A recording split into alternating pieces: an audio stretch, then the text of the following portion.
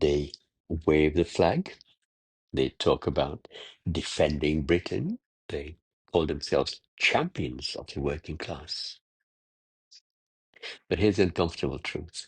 Their patriotism isn't love of the country, it's performance.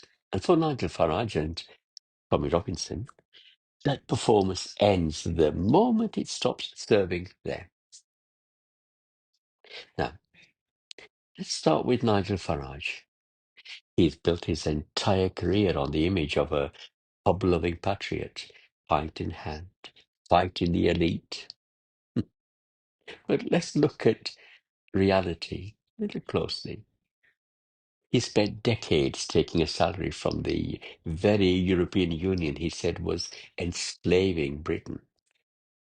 And you recall when Brexit was finally done, when the real work needed to begin, he vanished. Of course, while British fishermen and the small businesses drowned in the red tape that he helped to create. Farage was meanwhile cashing on the media checks and promoting his next brand deal.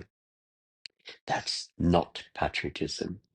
That's PR in a pint glass. Now, Tommy Robinson, the self-styled, self-made, self-appointed defender of Britain, always ready for a street protest, a slogan, a selfie draped in the Union Jack. But this defender spends more time attacking Britain's own institutions, your institutions, the institutions that are a backbone of British society, the institutions who have served us for centuries and actually defended your rights and freedoms.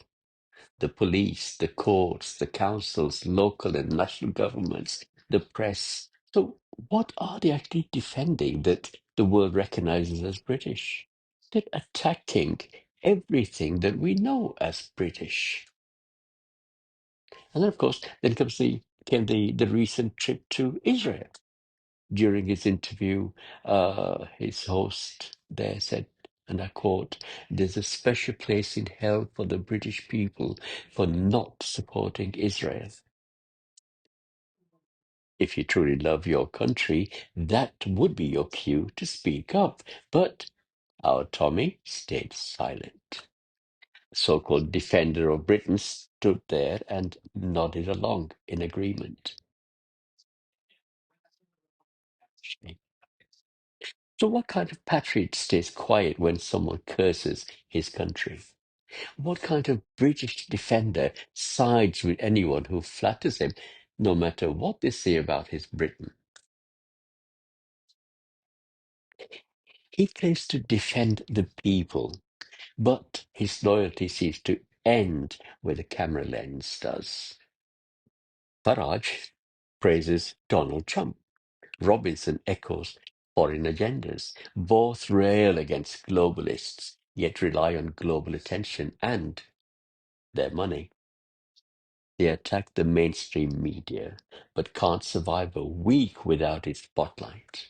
It's all theatre, not patriotism. And here's what their supporters need to ask. You need to ask. If they're so patriotic, why do they praise leaders who undermine Britain?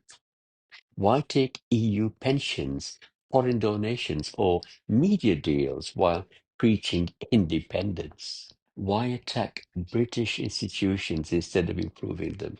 And most importantly, how many working class people's lives have actually improved because of them?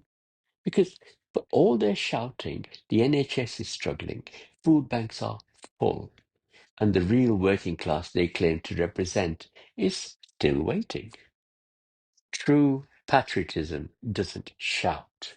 It doesn't sell slogans. It serves quietly with loyalty and honesty, even when that's inconvenient. Doesn't stay quiet when somebody insults your country. Farage and Robinson built empires on anger and illusion. But once their supporters start asking real questions, not cheering along with the slogans, that illusion starts to crumble. Because the biggest threat to false patriotism isn't opposition, it's accountability. And accountability is the real test of love for your country. Real patriots don't need flags to prove their loyalty. They just need courage to ask the right questions. Are you a patriot? Prove it by asking the right questions.